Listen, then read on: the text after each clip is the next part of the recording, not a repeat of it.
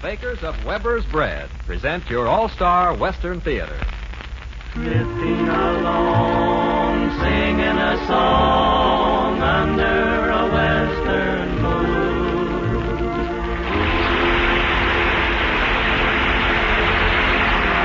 From Hollywood comes your all-star Western Theater, starring America's great Western singers, Foy Willing and the Riders of the Purple Sage, and with them as their special guest, motion picture singing cowgirl Dale Evans. Now, the Riders of the Purple Sage.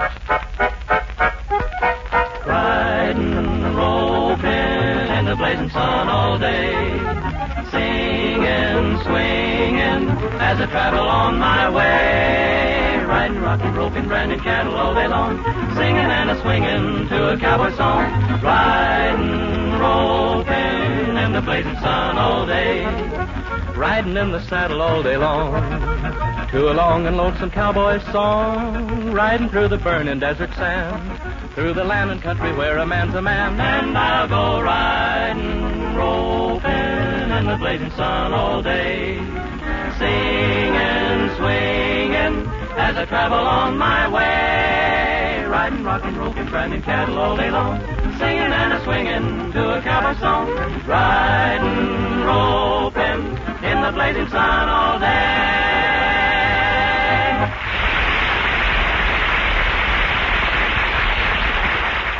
Thank you, friends. The signs all point to the fact that we'll have a mighty fine half hour together. Dale Evans has promised to sing for us and to help us tell our story. But more than that, the presence of a pretty gal on the show always inspires Scotty, Johnny, Al, and me to do better than our best. You'll see what I mean now as we sing this favorite song of all Western fans. Al, start off Blue Prairie. Weary day and lonely night seems to say that nothing's right. Everything is feeling blue. Here in my very soul I feel it too. Far in the distant hills I hear a cry, then a silent hush, but no reply.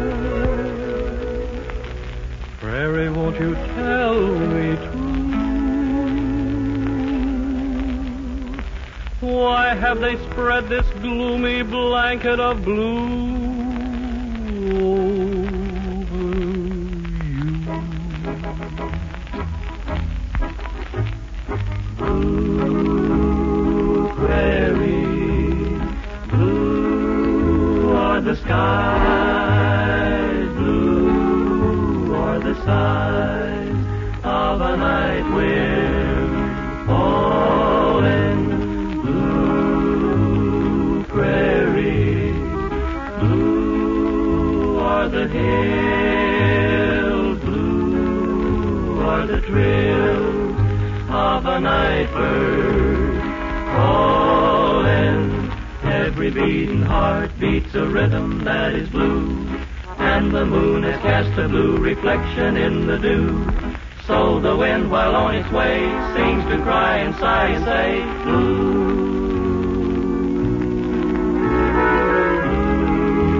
Blue prairie, blue echoes ring, blue as I sing of a longing, blue as you.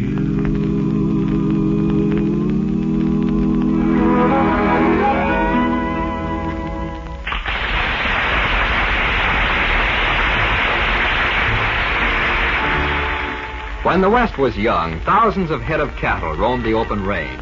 Cowpunchers were busy gents. They had to spend long, weary hours in the saddle, looking over the huge herds for which they were responsible. For the most part, their pay was small and the hours long, but they didn't mind.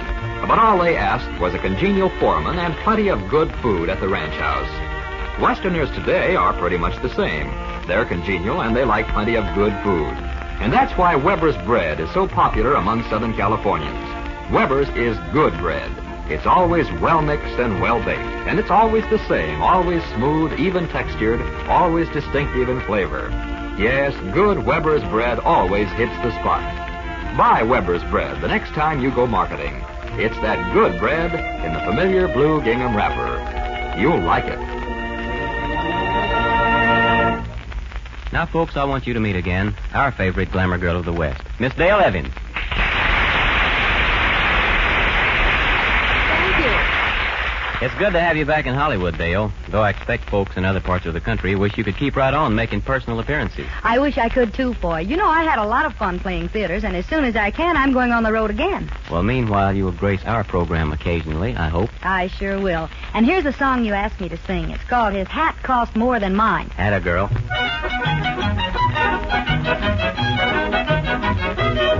I went to Nevada to have a good rest, and I met a cowboy, a son of the West. I fell for his charm and the way that he dressed, but his hat cost more than mine.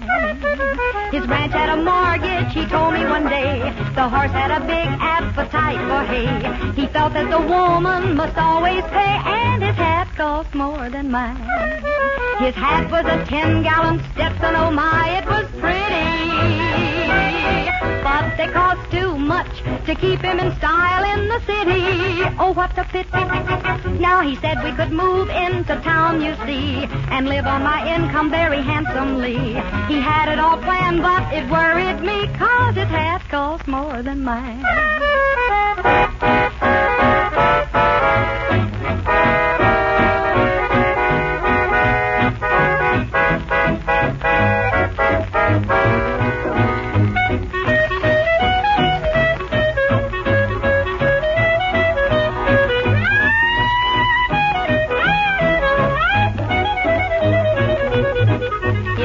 And his ties and his chaps and his spurs, they were pretty, but they cost too much to keep him in style in the city. Oh, what a pity. Now his shoulders were broad, he was 6'3". His boots were as gaudy as they could be, but I wore a 7 and he wore a 3, and his hat cost more than mine. Yes, his hat cost more than mine. You know, I wonder how many bonnets that character buys a year. His hat costs more than mine.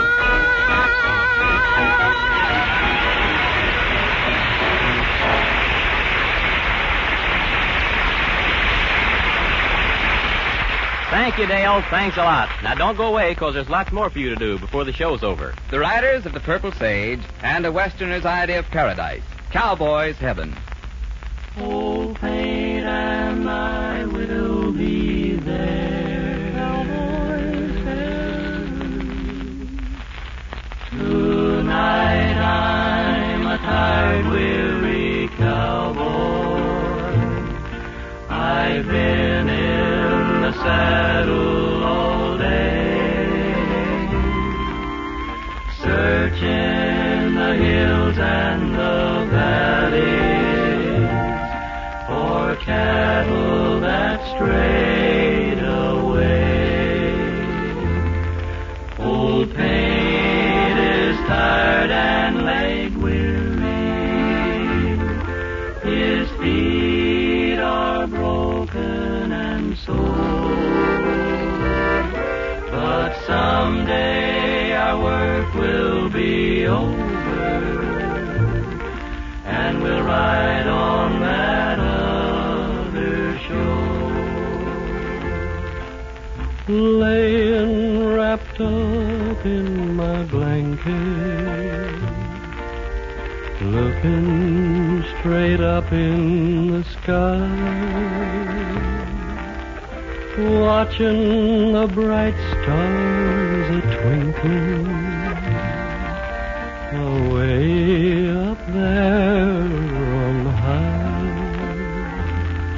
Seems sometimes maybe they see us, and maybe they understand. They may be the souls of cowpunchers who have gone to that promised land.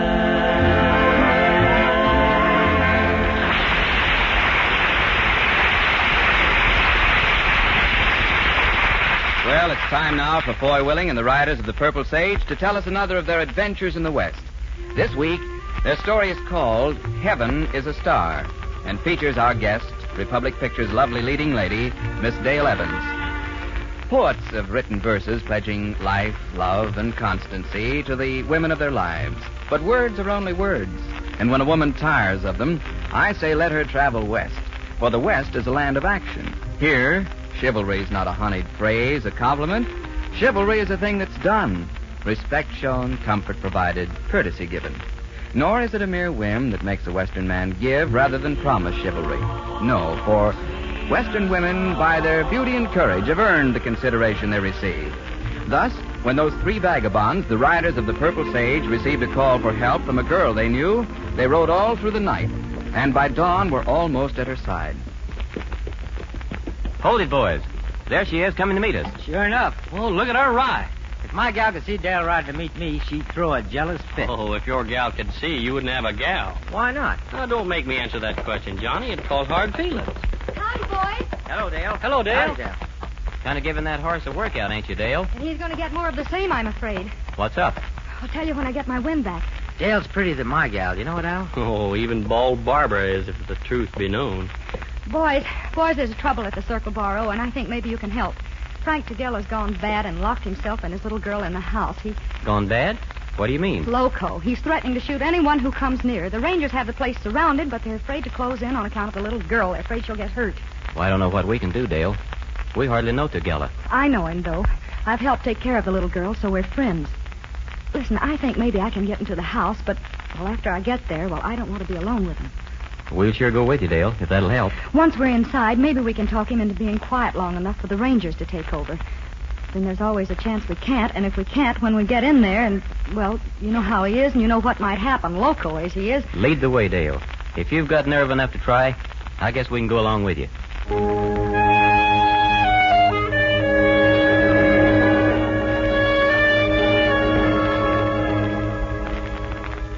Captain North is in charge of the Rangers here, Foy. We're old friends. Yes, I should say. Then you probably know Al Sloy and Johnny Paul, too. Sure. Hello, Al. Hello, Johnny. Captain.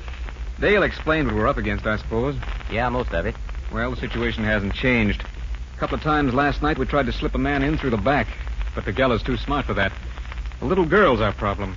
We don't want anything to happen to her. Well, I reckon we'd better see what we can do. Try our luck. Well, I'd keep out in the open if I were you. He might get an idea that you're not trying to put anything over. Well, he's always trusted me. I'll take the lead. Al, Johnny, we're starting. We're with you. He's there at the front window. Call to him when we get near enough. Yeah, I will. Don't get too far ahead, Dale. I want him to see me first. We'll have a better chance that way. Well, how come the guy has to go back? Nobody's sure. We think his wife's death has been preying on his mind. Hasn't had anyone to help look after Judy. I'd drop in every day. I'd try to... Boy, he has a rifle in his hand. Easy then. Mr. Tagella? Hold it, Johnny. Al. Yeah, sure. Mr. Tagella? He's raising his rifle. No talk. Don't move. You know me, don't you, Mr. Tagella? What do you want? Just to see Judy. Why are those men with you? They're friends of mine. Better go back. You better go back right now. Mr. Tagella, I've told Judy stories about one of these men. I promised I'd bring him over to see her. Well, there's a little girl out on the porch. Hello, Judy. I brought Foy Willing with me. Ask Bring your just dad... the one man you told her about, not the others. I won't have him. Good work. Tell him to throw down his gun. He has to promise not to try to take me in. I'll hold you responsible if he don't keep his word.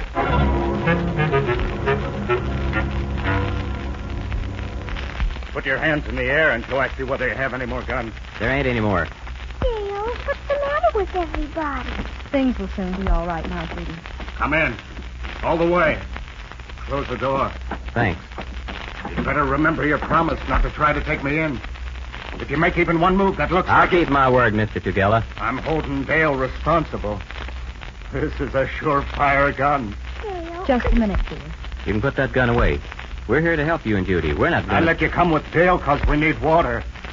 Judy and I have drunk up all the water we had, and I'm going to make you go to the well and get some more. Why, you could have gotten it yourself. You still can. That's what you and the Rangers are waiting for. If I go outside, you'll run off with Judy, and the Rangers will shoot me. You're mistaken. Go on, get the water. If you don't, this is a surefire gun. Daddy, why are you so mean? You better go for it. All right. I'll see what I can do for Judy while you're gone. Put the gun down, Mr. Tagella. Don't point it at me. He's afraid, ain't he? Mr. Tagella, we're not here to hurt you. Neither are the Rangers. If they were, they'd have closed in long ago. Please put that gun down. Foy's our friend. Nobody's my friend.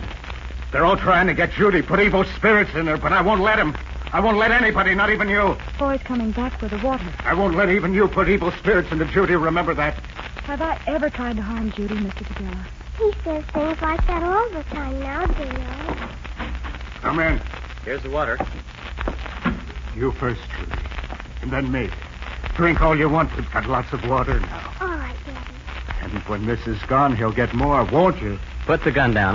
Because you and I will stay here, Judy, where people can't get in to fill you with evil spirits. Watch him, Foy, the gun. And we're going to keep Dale and this man here, too. They can get things for us, water and Put food. that gun down. And if they don't stay, we'll use the gun on them. It's sure fire. Mr. Tagella. Like this, see? It's sure fire. The little girl's hit. Put that gun down. You've hit your little girl. You better stand back. Foy, see if you can get to Judy. Mr. Tagella, look here. Come over this way. You've shot Judy. Let Foy see if he can help her. You don't want her to die, do you?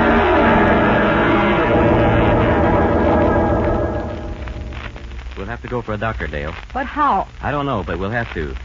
There's nothing more we can do for the little girl. She's in a bad way. He won't let us leave. I'll stay with him. You ride for town. Well, it might be better if you went. Judy will be less afraid if I'm here. She knows me. You can't stay here alone. I have to. He's suspicious of you. I've been here so often it'll seem more natural. Nobody's leaving. Foy has to go, Mr. Tagella. He's got to get a doctor for Judy. She's awfully sick. Nobody's leaving. Try and get out, Foy. I'll find some way of fixing things so you can bring the doctor in when you come back. Nobody's leaving, I said. We can go in and see Judy now, Mr. Tagella. It was his fault Judy's hurt. She's awfully sick. She'll want you beside her. See? There she is. Come on, please. Sick. Put down the gun, Mr. Tagella. Don't frighten her. I need the gun. Are you feeling any better, Judy? Not much. Here's your daddy. I see him. I knew you'd want us here beside you until you felt better. She's sick. Sit there, Mr. Tagella. Dale, will you tell me a story? An old one, or shall I tell you one you've never heard before? An old one. The one about the Indian girl and her sweetheart. All right, Judy. Once upon a time, there was an Indian girl, the most beautiful girl of all the tribe. She fell in love with the chief's son. He was very handsome and very brave, but their tribe was poor. What was worse, the tribe was at war with a neighboring tribe over a totem pole the neighboring tribe had stolen from them. The chief's son had to lead the braves, and the Indian girl was so proud of him. One night before a big battle, he walked with the girl down by the river. He pointed up to the biggest star in the sky and told her that if anything should happen to him, their love would not die. He said he'd wait on the star for her. Indians, you know, Judy, believed that heaven was on a star. Maybe heaven is. Well, he said he'd wait on the star and watch over her so that she could come to him. All this was just in case anything happened to him during the battle.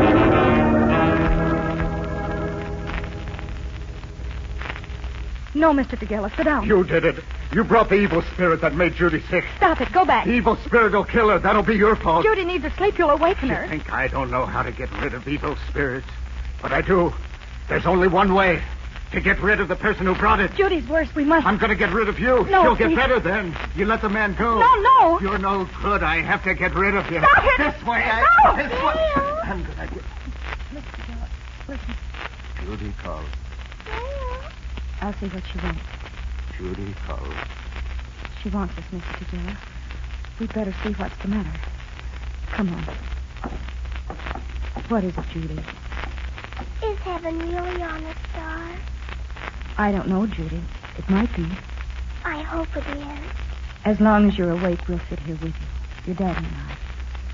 Now, we'll all be very quiet so you can go back to sleep if you can. You'll feel lots better when you wake up.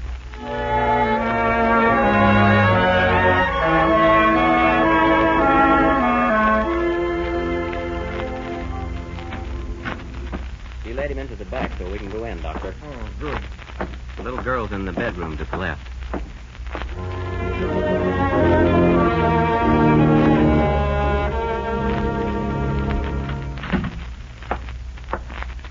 Yes, Doctor? Mr. Tagella is... It's all right. He's reconciled to the fact that you and Foy are here. He intends keeping us all prisoners. Well, I'm afraid nothing can be done for the little girl. she's asking for you. I think you'd better go in right away. Thank you.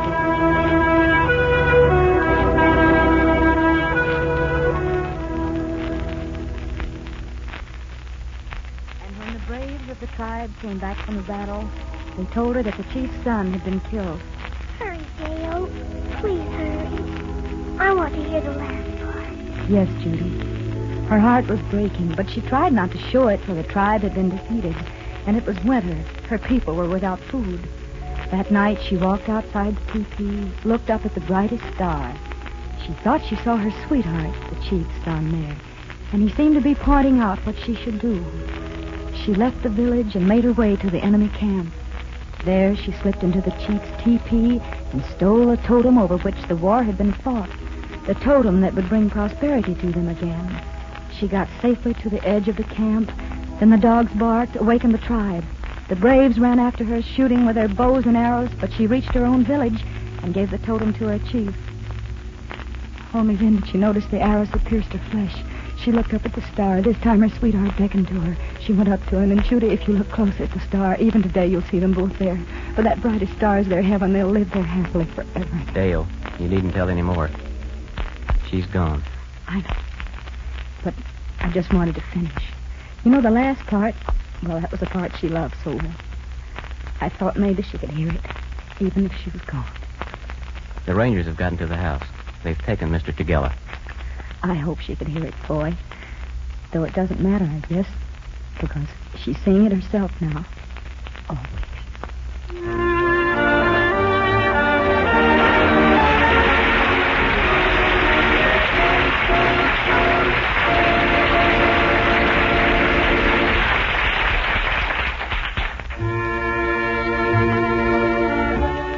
The old-time cowpuncher was a pretty independent critter.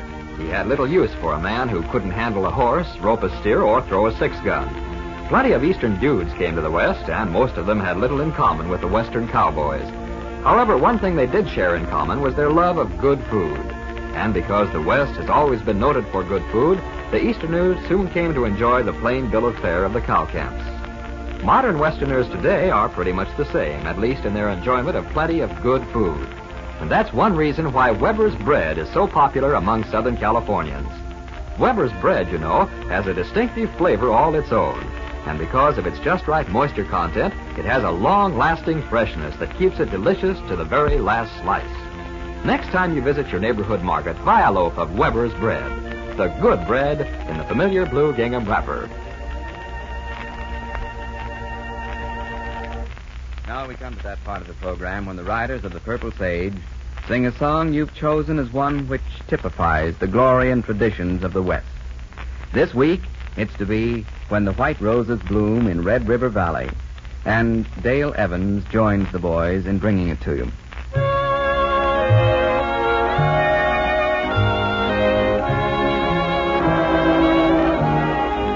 When the white roses bloom down in Red River Valley, I'll be riding down the Sunset Trail to you. Neath a pale yellow moon down in Red River Valley, we will meet and plan a rainbow ranch for two. Goodbye, my darling, one kiss before I go. Remember I love you, and I want you to know, when the white roses bloom down in Red River Valley, I'll come back and make your every dream come true. When the white roses bloom down in Red River Valley, I'll be riding down the Sunset Trail to you. Neath the pale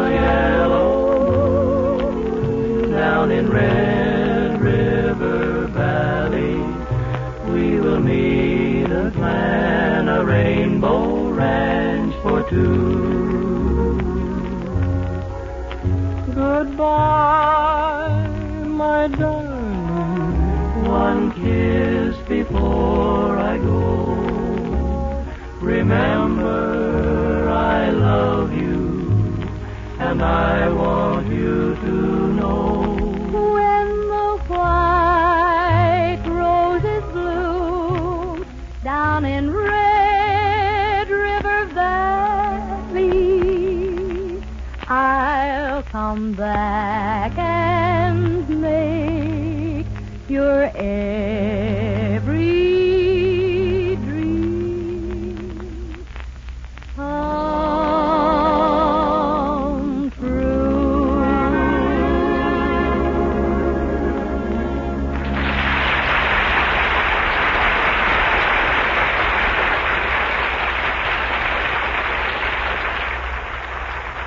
That's about it for this time, friends. But before we go, I want to thank Dale Evans for being with us and extend an invitation for her to come again any week at all, and just as often as she can make it. Thank you, Foy. The welcome mat is always out for you, Dale. The actors who did such a good job in helping us tell our story today were Don Bender, Byron Kane, and Stan Waxman. We'll be back again next week, folks, and hope you'll be with us. This is Foy Willing speaking for Al Sloey, Johnny Paul, Scotty Harrell. The Riders of the Purple Sage saying so long, and good luck to all of you. Drifting along, singing a song under a western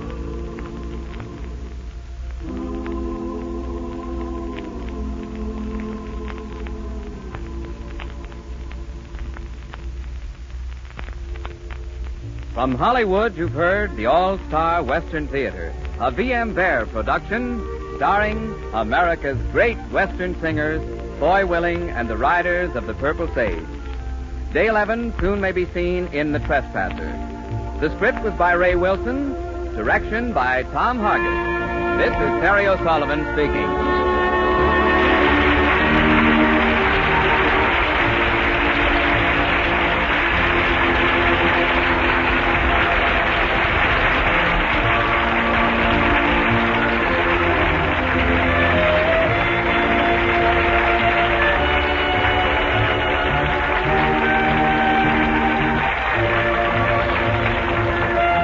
The All-Star Western Theater came to you from Columbia Square.